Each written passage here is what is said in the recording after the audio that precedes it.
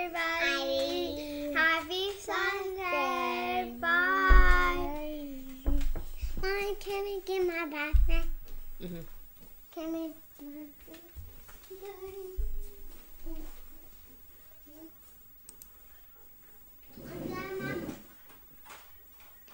Can you help him?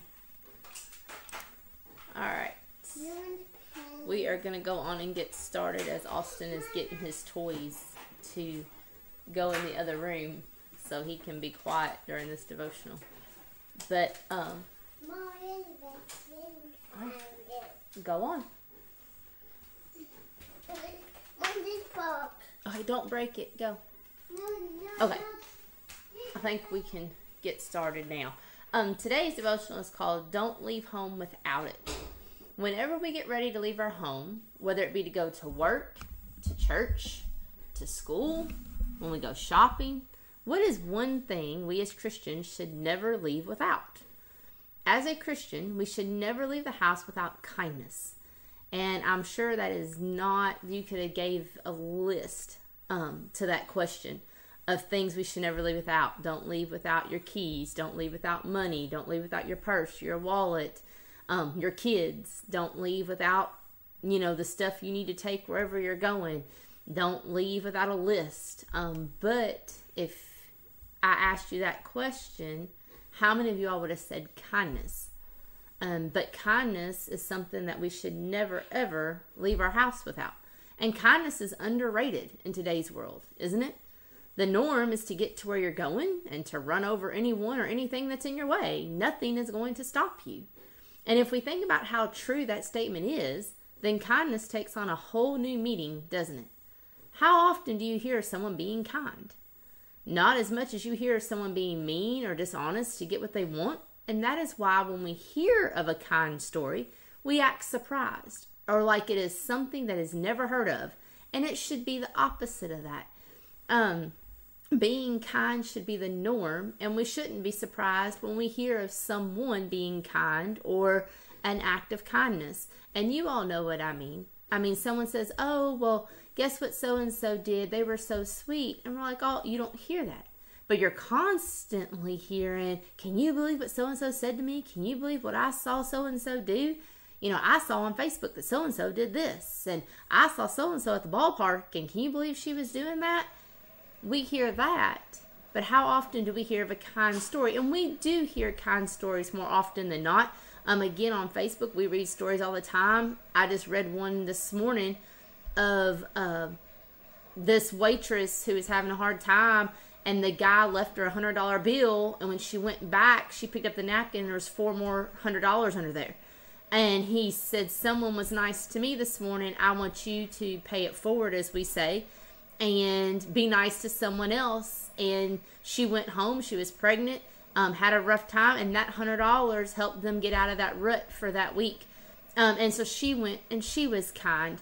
So we see stories, we hear stories about that all the time, but that shouldn't be out of the norm. That should be an everyday occurrence more often than not.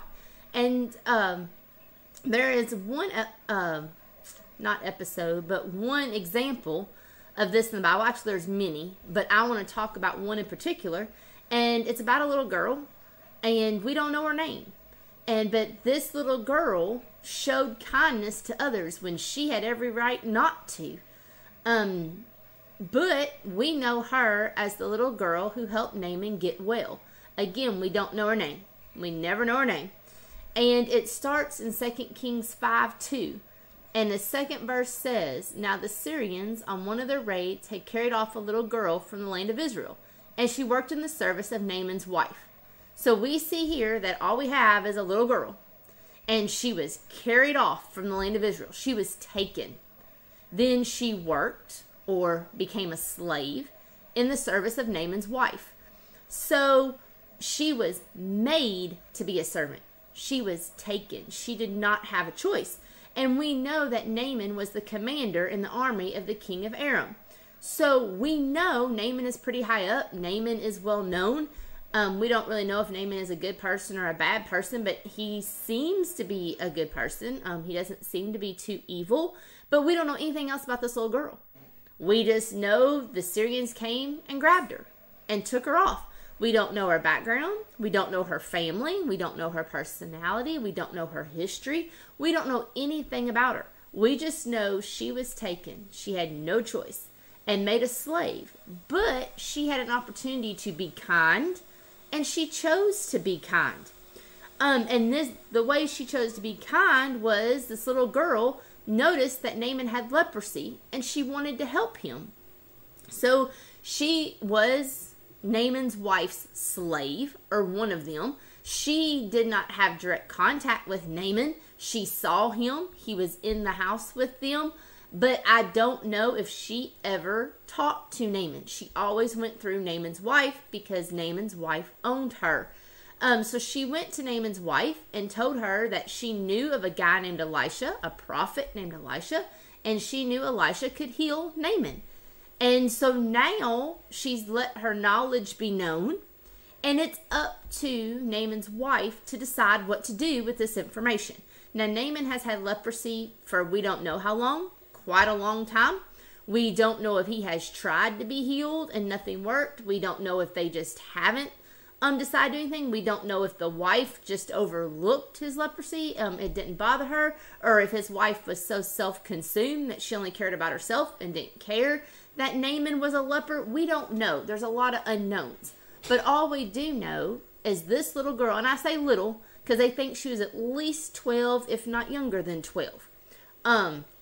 So that's what I call little. I guess you could say getting ready to go in the teenage years, not so little. But she was young enough that she could not care for herself. But yet she saw someone in need, and she wanted to help. She wanted to be kind. She cared enough, was kind enough to share this news. Did she have to? No. Did she need to? No. But she did out of pure kindness. She wanted to help. And the amazing thing in this story is these people are the ones who took her from her family. She's never going to see her family again. These people are the ones who made her become a slave. We don't know if they treated her badly. We don't know if they treated her great. We don't know. But they took her life away from her. And yet she still wanted to show kindness. She wanted to help. Let's see what verse 3 says. We're still in 2 Kings chapter 5. In verse 3, this is the little girl, said to her mistress, "Would that my Lord were with the prophet who is in Samaria. He would cure him of his leprosy." So here we see her. This is what she told Naaman's wife. If he was with the prophet in Samaria, I know he would be healed. I know his leprosy, his disease could be gone. So I want to read the rest of this, because if we just leave it here, we know the rest of the story because most of you all have read this. We've had it in Bible classes since we were young. We know what Naaman decides to do, but we're going to see if he accepts the girl's kindness. So starting in verse 4, we're going to pick up in verse 4 and read the rest of this account. So Naaman went in and told his Lord, "Thus and so spoke the girl from the land of Israel. And the king of Syria said, 'Go now, and I will send a letter to the king of Israel.' So he went, taking with him 10 talents of silver, 6,000 shekels of gold, and 10 changes of clothing. And he brought the letter to the king of Israel, which read, 'When this letter reaches you, know that I have sent to you Naaman, my servant, that you may cure him of leprosy.' And when the king of Israel read the letter, he tore his clothes and said, 'Am I God, to kill and to make alive, that this man sends word to me to cure a man of leprosy? Only consider and see how he is seeking a quarrel with me.' But when Elisha the man of God heard that the king of Israel had torn his clothes, he sent to the king, saying, 'Why have you torn your clothes? Let him come now to me, that he may know that there is a prophet in Israel.' So Naaman came with his horses and chariots and stood at the door of Elisha's house. And Elisha sent a messenger to him, saying, 'Go and wash in the Jordan 7 times, and your flesh shall be restored, and you shall be clean.'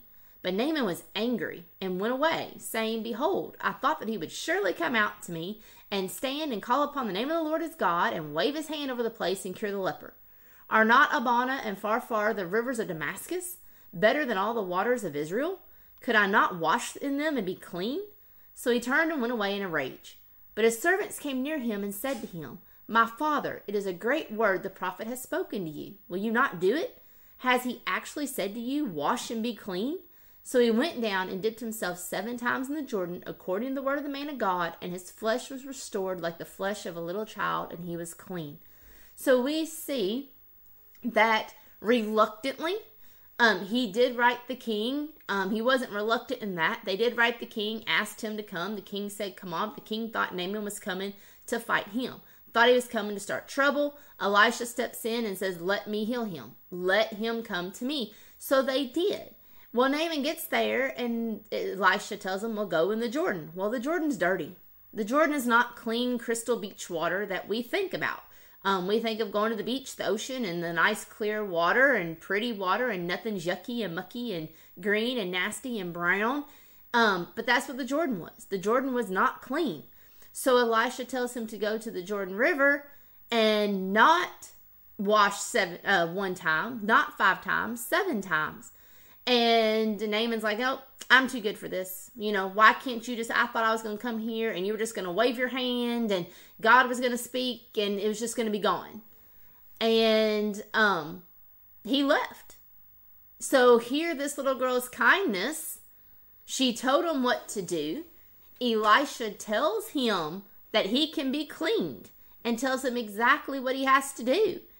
But he decides he don't want to do it. He leaves mad. I'm too good for this. I'm not going to do this. That's crazy. I have other waters I can choose that are a lot cleaner that, would clean me better. I'm not doing this. And he walks away. But his servants come up to him and they're like, listen, they told you what to do. They said you could be clean. You could get rid of this disease. Why won't you do it? He actually told you, wash and be clean. So I don't know what kind of power these servants had over Naaman. I don't know if it was that relationship he just trusted them. Or, sometimes we say we just need someone to knock some common sense into us. I don't know if that's what happened. But we see in verse 14, he decided, as much as he didn't want to, as much as he caused a scene and threw a temper tantrum, he went down and he dipped himself 7 times in the Jordan. And what happened? He was clean. The leprosy was gone. And we see here that Naaman was not fully convinced that doing what Elisha asked of him would work, but with some convincing from his servants, he became clean. He did what he was told. Now, if it wasn't for this little girl, Naaman would have still had this awful disease. He was made well all because of one little girl and her choice to be kind. Are we that little girl?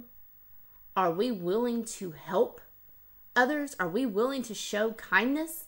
All she did was go to the wife and say, hey, I know someone who can make him well. That's all she said. That's all she said. She dropped that little bit of seed, that little seed of kindness, and then it was up to them to take advantage of it. And we see even the wife, she finally said, okay, Naaman, you need to go. Naaman goes, but he still is reluctant. He still doesn't want to do it, but when he does what he's told, he became clean. So I'm sure he went back home and he thanked the little girl. He thanked her for her kindness, and maybe that had a change of heart in Naaman. So when I asked, are we that little girl? Are we the one out there showing that little glimpse of kindness? And if we remember, we just said they took this little girl's life from her. She is now in a life of slavery, but yet she still showed kindness. Can we say the same for us? And then I saw something I had never really thought about before. But I was doing this devotional and a point was made that being kind is a learned behavior. It is something that is taught. And I guess I never thought about that before. I just assumed, some people are kind and some people are mean. I never thought about it being a learned behavior. But then again, what do we always say? Oh, they're just like their daddy, or they're just like their mom, or they're just like Uncle so-and-so, or they're just like Grandma so-and-so. It's a learned behavior. And I see this in my kids. When I was in this devotional, like we've talked about, kids are sponges, and just adults too. Take new Christians in the church. What do? What does someone do when they walk into the church and have never been in a church before? They absorb everything. They're taking everything in. Are we showing kindness? And it tells us in Titus 2, and I'm going to read verses 3 through 5, But verse 5 is what we're going to talk about. But in verse 3, it says, older women likewise are to be reverent in behavior, not slanderers or slaves to much wine. They are to teach what is good, and so train the young women to love their husbands and children, to be self-controlled, pure, working at home, kind, and submissive to their own husbands, that the word of God may not be reviled. We see here in these verses, younger women are to learn from the older women. Learn a learned behavior. And what are we supposed to learn? Kindness.